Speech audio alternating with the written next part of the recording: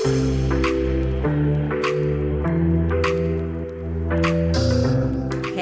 Dethroners! Welcome back to another episode of the Dethroning Your Inner Critic YouTube channel. I am Joanna Kleinman, psychotherapist and CEO of the Dethroning Your Inner Critic coaching company. And today I want to talk to you about your deepest core wounds. Because here's the truth, nobody escapes being wounded. We are all wounded people. We might have physical wounds, emotional wounds, mental wounds, or spiritual wounds. But all of the work I do in the world is about guiding people along the journey of transformation from your deepest core wounds that live in the shadows of your unconscious mind and bringing light to those deepest wounds and fears that you might not even realize are running the most important areas of your life. Your sense of self, your relationships, your money, your power, the way you feel you show up in the world, and what you feel that you're capable of.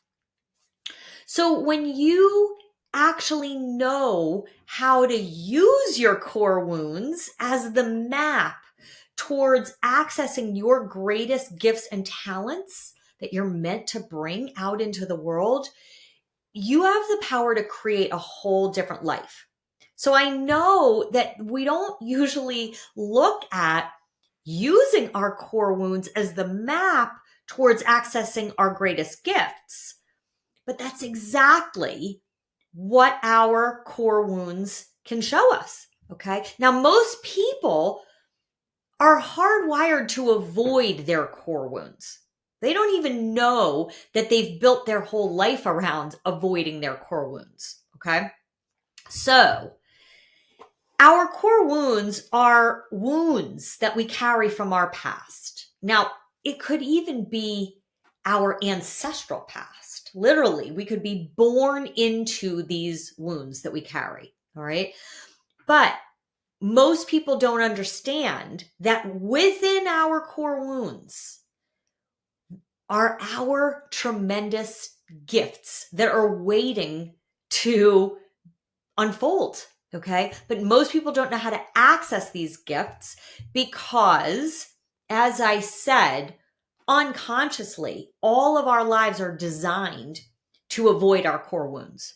Okay. Now, when you know exactly what your core wound is, you'll be able to see how your wounds have blocked you from what we could say is a truly prosperous life. Now, when I say a prosperous life, I am not talking about money, because a prosperous life is really about the whole system of your life. Okay, that is not limited just to one area of your life. So it's a whole system. It's our health, our well-being, our relationships, how connected we are to ourselves and to each other, whether we have access to our full heart, and are we able to keep our hearts open when we're facing some sort of challenge or some sort of crisis. Okay, so let me just talk a little bit about how our core wounds were first formed, okay? Because these core wounds are actually rooted in safety, okay? So when we were young, the very first time that we felt like there was in some way something it was wrong, okay? In some way we were not okay. We did not feel emotionally safe. We didn't feel good enough. Maybe we didn't feel physically safe, okay? And this goes way, way back. That's when our core wounds are first formed. And hidden within those core wounds, we carry a lot of shame and guilt. Okay. Now, when you know how to clearly see that wound, like break it open, that's exactly how you have access to transform that shame that's, lying hidden, buried. Okay. You can actually transform that shame into joy. Okay. And too many people live on top of deeply hidden shame and they don't even know it. Okay. So until I started my own healing journey, I would have told you that I am not someone who carries a lot of shame. Okay. But once I started digging deeper, I really saw how much shame was really buried in my automatic and unconscious mind. Okay. And as I learned to lean into my most painful emotions and I got curious to learn about those hidden parts of myself. Okay. This is how I discovered that so much of my life and my sense of self was actually automatically created when I was a young child to either hide or overcompensate for my shame. All right. Now that's how we build our lives from the moment that we first experience that painful feeling that we are in some way not okay. We feel emotionally unsafe. Okay. That's the wound that can actually shape even the parts of our personalities that have driven our success.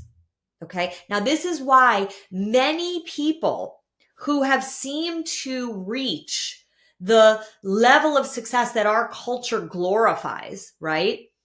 They have millions of dollars in the bank and right. They have all of the accolades and all of the power, and they are yet sometimes the most miserable and dysfunctional people on the planet. Okay. Because they spent their journey reaching this level of success and power, believing that it was the money and the power that was going to be the thing that was going to fulfill them. And then it becomes this insatiable addiction.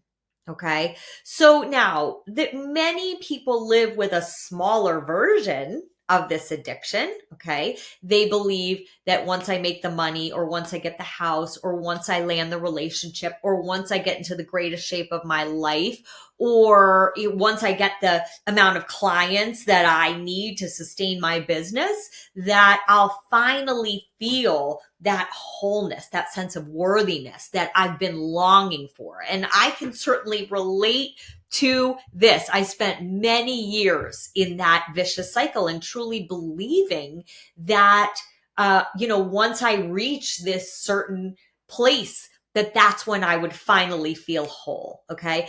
And this is when your life can get incredibly messy because you can get to a place in your life and you can look around and you can have everything that you've ever wanted.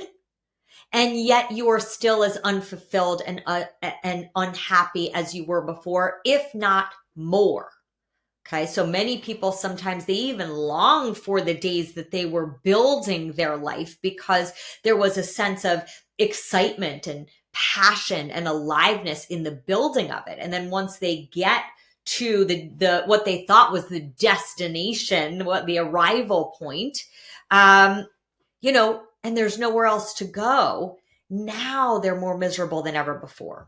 Okay. And I do believe that is a phenomenon within our culture.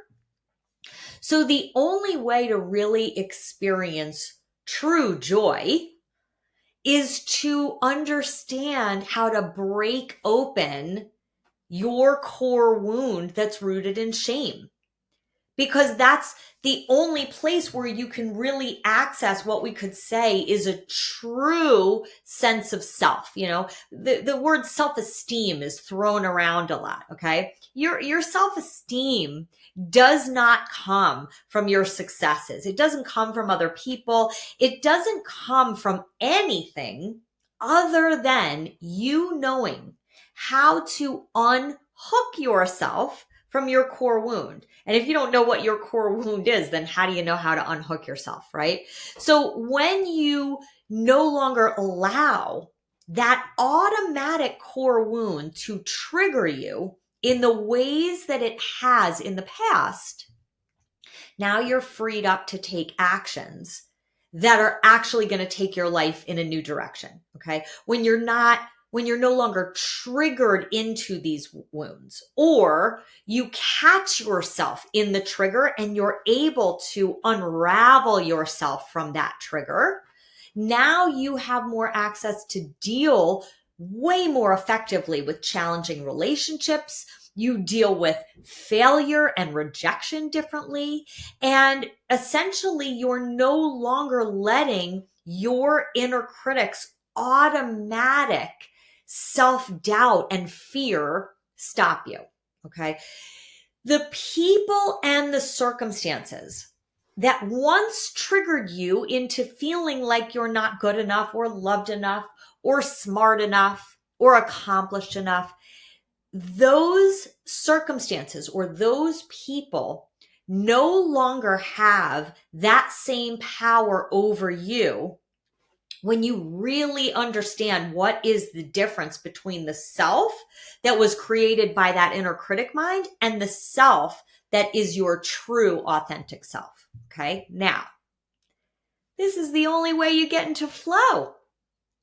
You can't access flow from your old sense of self. You have to have a different sense of self. Okay. That's what true self-esteem is. So you generate flow into your life through the work of self-compassion, forgiveness, acceptance, healing, which we could say that's all through love.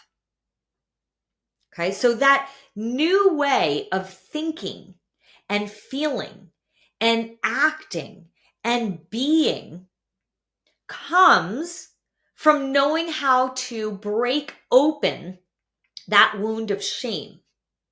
And like I said earlier, eventually, when you keep sort of chipping away at that old core wound and you start examining it from a lot of different angles and you bring a very different lens to that core wound, eventually that wound of shame transcends to joy.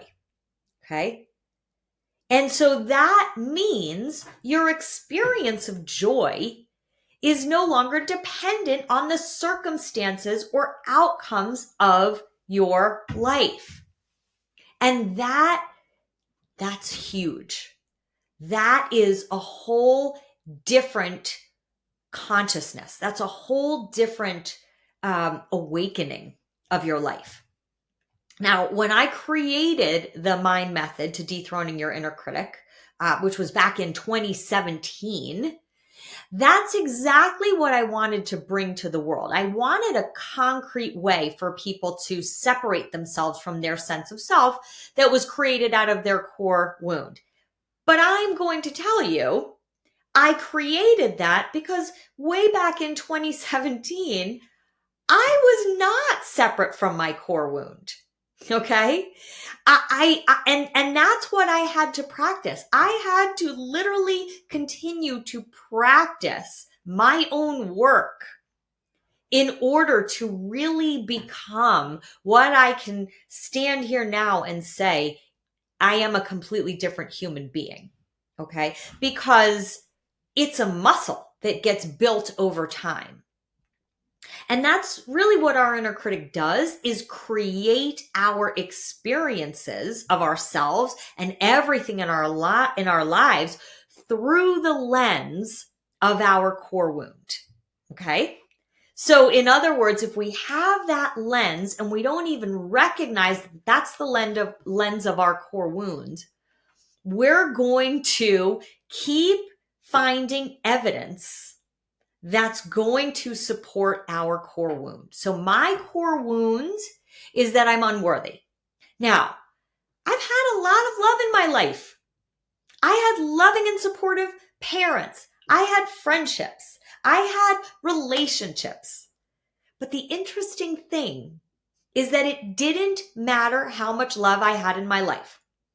It didn't matter what I accomplished. All that love, anything that I accomplished, it did nothing to disintegrate that deep core wound that I was unworthy. Okay. So no matter what the circumstances were in my life, I was always unconsciously feeling like I still wasn't good enough, no matter what my circumstances were. Okay.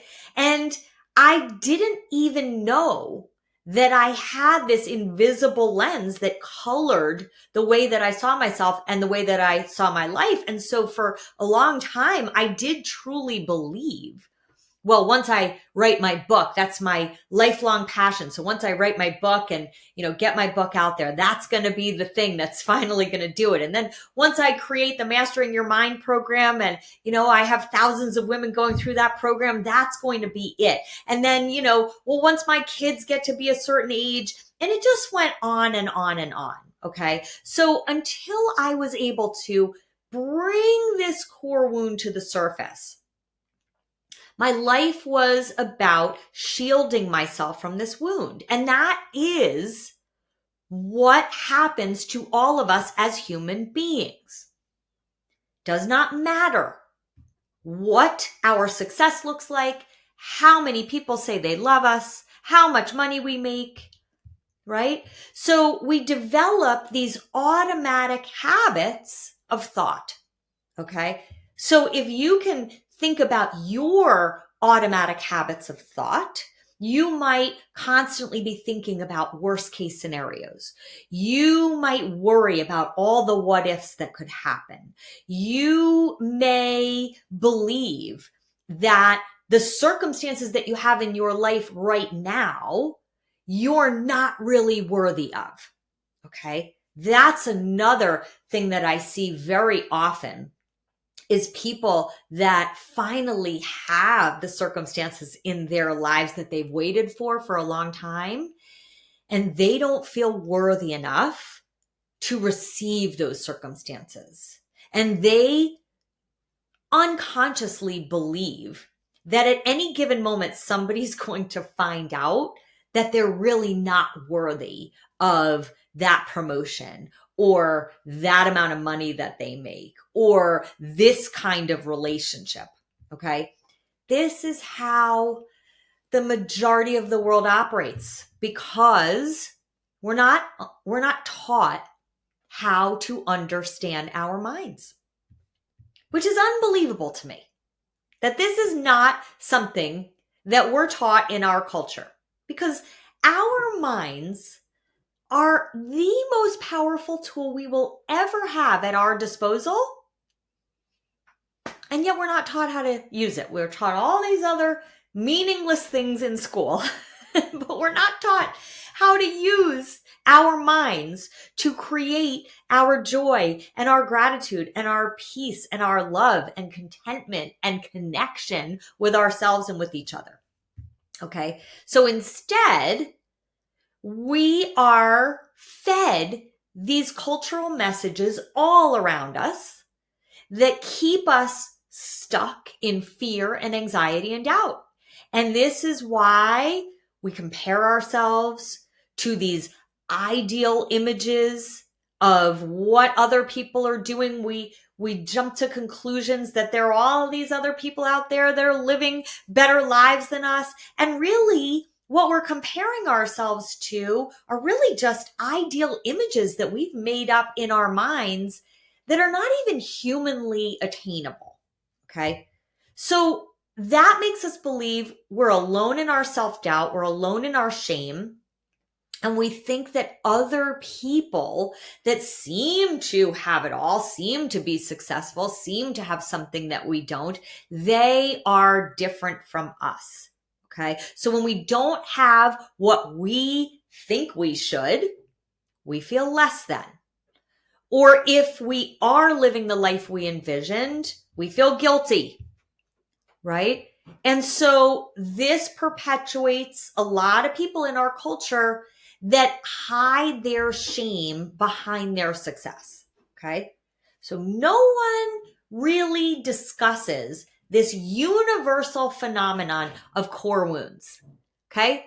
This is not a common discussion that you might find, right, when you're going out to lunch with your friends. Okay? It's like, it's like not admitting that you have a left arm. Okay? How ludicrous is it that we don't discuss how we carry shame, how we carry our wounds? Okay? It's like there are these unmentionable areas in our lives. Okay? And we refuse to give those unmentionable areas some air and some light. Okay? And there are a lot of incredible thought leaders that are bringing this to light. Okay. So Mel Robbins, Eckhart Tolle, Michael Singer, there's a lot of people. Those are just some of my favorites. Okay. But there are so many others. Okay. Now, the interesting thing is, this is what you want to sort of be a little mindful of. Okay. Because there are some people that are talking about core wounds, but they're talking about them in a way that keeps people stuck.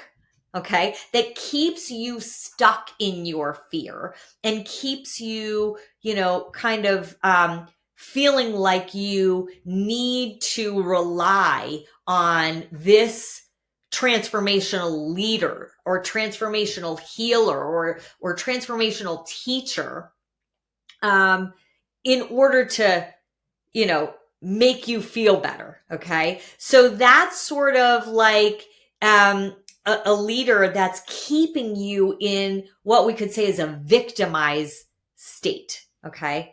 I wouldn't call that true leadership.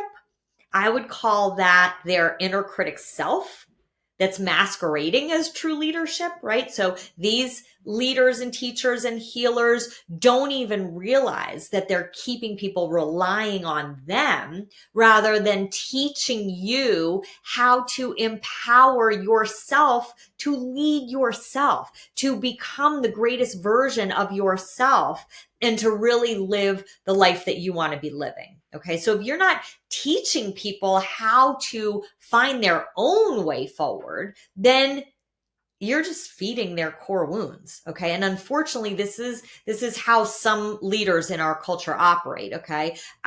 Because ultimately it's their inner critic that's creating their leadership. Okay.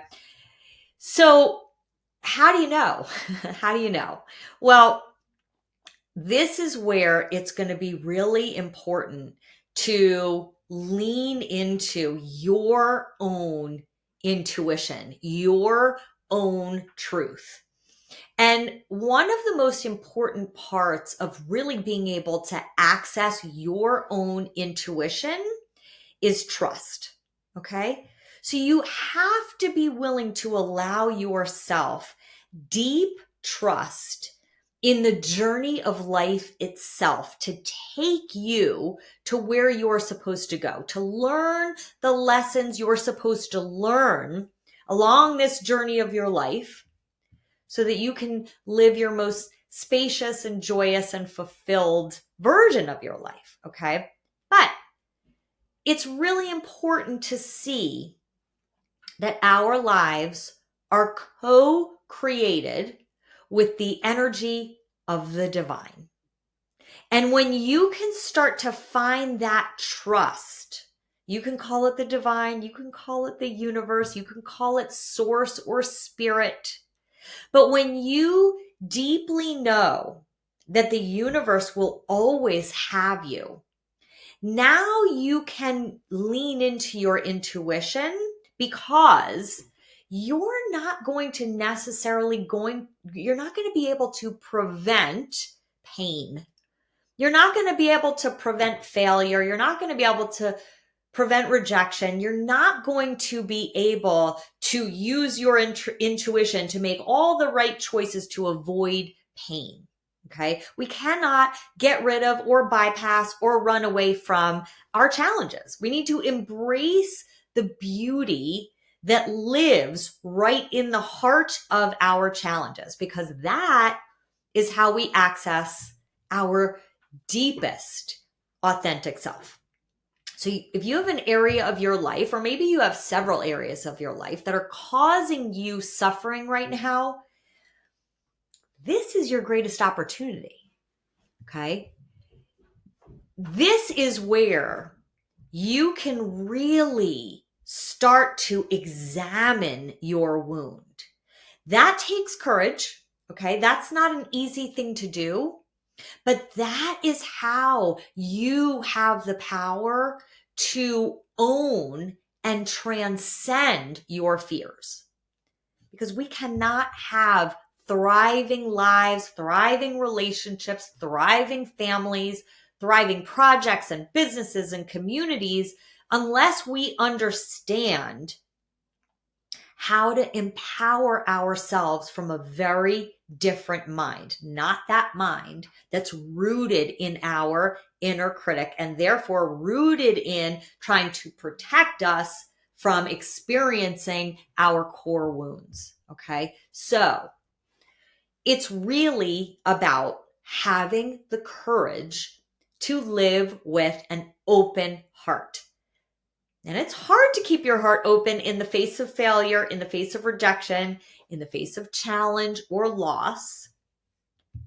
But if you don't know what your core wounds are and how they're triggered, the protective mechanism that's all automatically in place is to close off your heart. Okay? And a great life means a life of a joyous and radiant human being. This can only come from your inner radiance. It can't come from your circumstances. So the seeds for your joy are already inside of you, okay? Your gifts, your genius can only emerge out of that inner radiance, okay?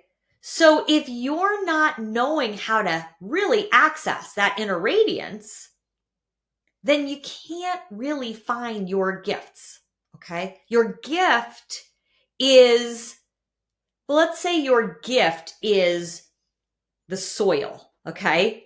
And your highest purpose of your life grows out of that soil. So again, this is why I created not just the mind method, but the whole Mastering Your Mind community of women, okay? Because it's very hard to do this work in a silo.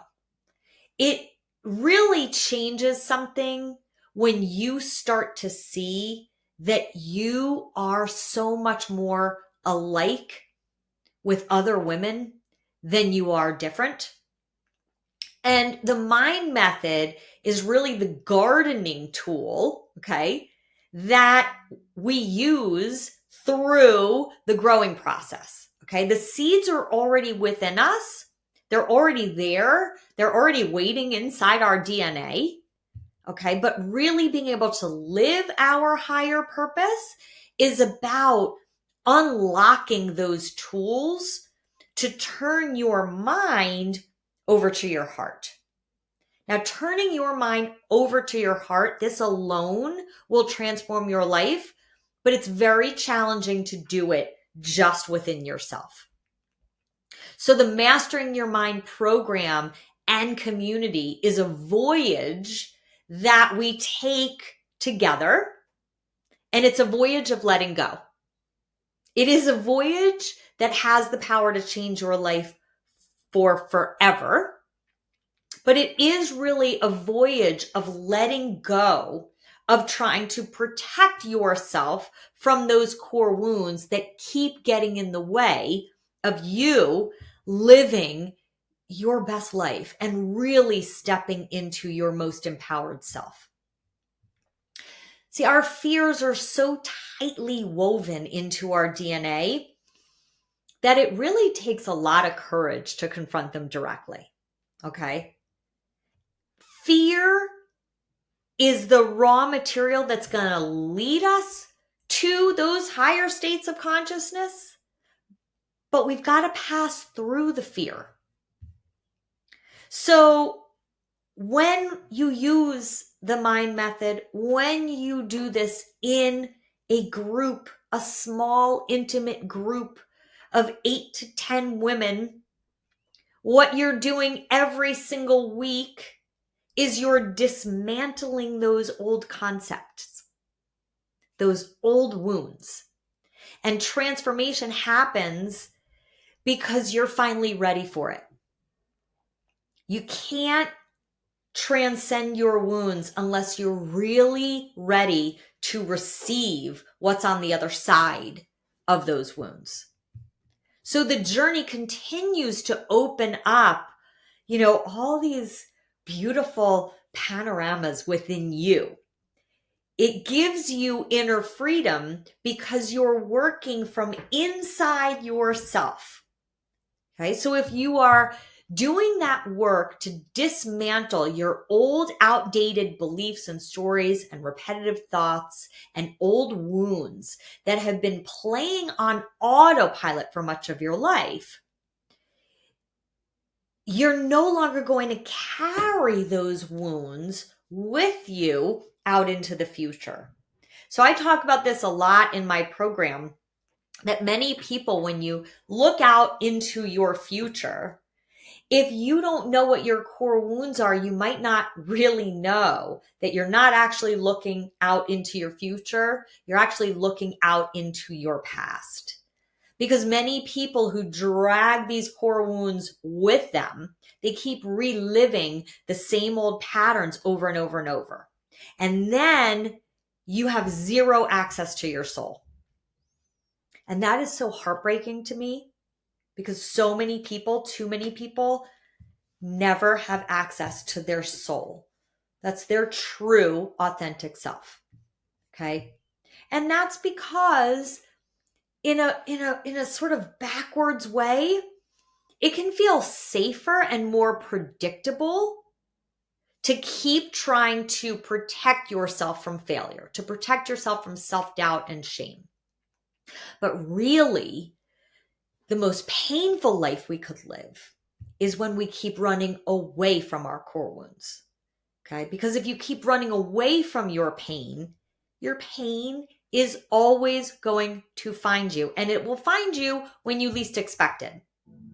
Okay? When you're not invited to that party that you didn't want to go to anyway, but now you're sitting on your bed crying because you feel like you're 14 years old again when your best friend betrayed you. Okay? Or you gave that presentation to your company and your colleague was kind of falling asleep and you felt that stabbing pain of feeling like you're not good enough to be in your role. Okay? That's how core wounds keep showing up over and over and over again. So when you get quiet and still, and you start to see these painful experiences through a different lens, from a different angle, from a different self, now you have access to your soul. Now you have access to your inner knowing. Okay? And that soul can only be accessed when you get quiet, and it's like a gut feeling. Many people never know that different self. They keep listening to their inner critic self and mistaking it for their true self. And our inner critic self is going to lie to us all day long. Okay? So when you take the time to meet your inner critic, that's the M step of the mind method, you start to really distinguish all the nuances in the difference between the truth of who you are, that true authentic self, and the self that your inner critic created a long time ago that you've mistaken for your true self. So the next time you're faced with some feeling of self-doubt, some feeling of shame, some feeling of guilt, I encourage you to get still. And I want you to ask yourself, is that thought the truth? And then listen to your heart. Don't try and get your answer from your mind. Listen to what your heart says, because your heart is never wrong. Your heart is connected to your gut. Okay? Your heart and your gut are really where your true authentic self lives. You're never going to find access to your true authentic self from your mind. Okay? So when you know how to access that authentic self to navigate your life, and I've said this before, but it bears repeating, your authentic self is going to lead you to one of two places. It's either going to lead you to the next right step, or it's going to lead you to the next right lesson. Okay. So this is the beautiful thing. Even if you trust your heart and you trust your gut, and let's say it blows up in your face, it has led you to the lesson that you needed to learn. I've had many things blow up in my face, and I do not in any way, shape, or form think that that was the wrong choice and the wrong decision. Okay. See, our steps along our journey are ordered that way. Okay. They don't go step 1, step 2, step 3, step 4, right? They take us all over the place. Sometimes they open doors and sometimes they take us to the next lesson. So the moment that you know how to listen to that gut instead of your head, you're still going to face a lot of self-doubt. You're still going to face rejection. You're still going to face failure. We can't shield ourselves from any of that, no matter what we do. But the question is, when you face that along your journey, okay, which is your true authentic self leading you forward, when you face that, are you going to use your inner critic self to navigate that? Or are you going to use your authentic self to navigate that? Okay. So many of us think that the things that are wrong with us or the strange parts of ourselves or the quirky parts of ourselves, we should hide those things. We should dim our own light. And when we dim our own light, we teach other people to dim theirs. Okay. We actually automatically fear that if we show up as who we really are, we won't be loved. Okay. So that's your inner critic self. And if you believe that you can't show up as who you really are, then you show up as who you think others want you to be. And when you're showing up who you think other people want you to be, you can't have true, deep, authentic connections with other human beings if you're not willing to show up as who you authentically are. Okay. Your authenticity is your superpower in this life. Okay. So how do we start really accessing that true authentic self? Okay. We've got to lean into those moments where we see our power. And then immediately on the heels of that, our self-doubt is going to kick in, right? Your inner critic is going to say, I'm not qualified for that. I'm not good enough for that. Okay. But I want you to remember this. Every single thing in your life is nothing more than the meaning that we attach to it. Okay. And we have the power to unlearn the story and meaning that we attached so long ago that became our core wound. Okay. It is the story you keep telling yourself that makes you believe it's true. And you've been telling yourself that story for a long, long time. So it feels really real. That story is always going to be attached to that core wound. So my question for you today is, are you ready to rewire a new self? Are you ready to unlearn the lies that your inner critic has been telling you that you've mistaken for your true self? And you might not be ready, and that's okay. Remember, you're on a journey, and the next step is either taking you to the next door or the next lesson. If you're not ready, you may be needing to learn some other lessons along the way, and that's okay. If you feel that you are ready, and you're interested in hearing about how the incredibly powerful Mastering Your Mind program and community of women can support you on this journey, I would love to connect with you. So you can go to my website, dethroningyourinnercritic.com, and schedule some time to connect with me and determine whether it's right for you or not. It might not be right, and that's okay, because the most important thing is for you to just be open to trusting your intuitive knowing for what's next for you. So thanks for listening today, and I'll see you soon.